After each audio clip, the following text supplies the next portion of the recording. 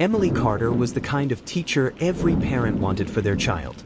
At Lincoln High School, a small-town campus tucked into the rolling suburbs of Ohio, she was respected not only for her dedication in the classroom but for her warmth. Students called her Miss C, and her colleagues admired her tireless devotion.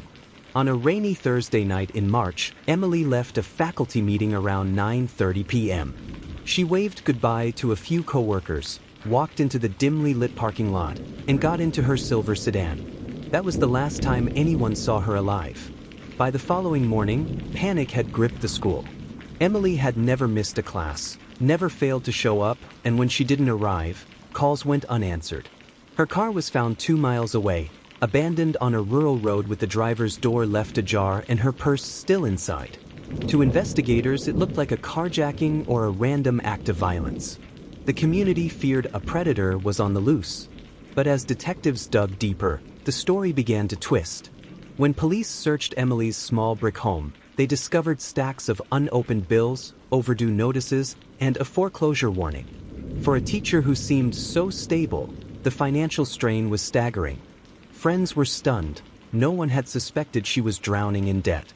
The investigation shifted.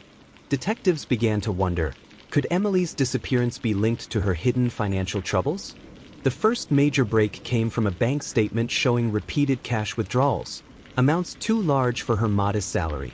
When investigators traced the transactions, they led to an unexpected name: Daniel Carter, Emily's estranged younger brother. Daniel had a troubled past, small-time arrests, failed jobs, and a history of borrowing money from family members. When police questioned him, he admitted Emily had been helping him financially but claimed he hadn't seen her in weeks. His alibi seemed thin, and his resentment toward Emily was clear. "She always thought she was better than me," he told detectives, "but she owed me for everything I've done for her." Detectives were suspicious, but Daniel wasn't the only lead. A coworker quietly revealed that Emily had been confiding in him about a faculty member who had pressured her into co-signing a loan. The possibility that someone inside the school was involved cast a chilling shadow. A week later, Emily's body was discovered in a shallow creek bed just outside of town.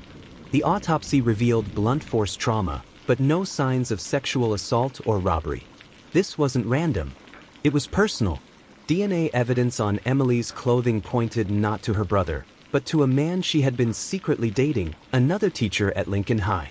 He was married, with a reputation to protect, and investigators soon discovered that Emily had been threatening to expose their relationship unless he helped her with her financial crisis. Faced with ruin, he had lured her into his car under the pretense of talking things through after the faculty meeting. The argument escalated, and in a moment of rage, he struck her. Panic set in, and he staged the scene to look like a carjacking. The revelation shattered the town. A beloved teacher, taken not by a stranger, but by someone she trusted.